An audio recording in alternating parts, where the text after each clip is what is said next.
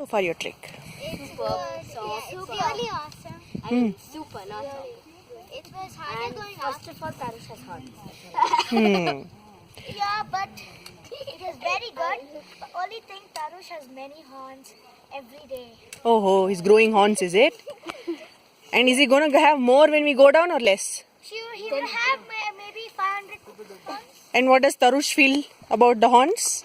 He's very happy. Very bad. Okay, then he's not liking that then. Yeah, it's okay. She was kidding. We don't really give him horns every day. These are not Okay. called horns, they are called hands. Okay. Fingers, actually. Let's get back to the trek. How is it going? Yeah, so yeah. Huh. So going up? Going up was a bit harder than going down. Okay. But going down is a little scary. And Scary how? It's just scary. Take a break and sit down. I kept going up. I thought it was worth it because I got to see snow. Going down? First time. Going down. It's the first time I have done. Oh.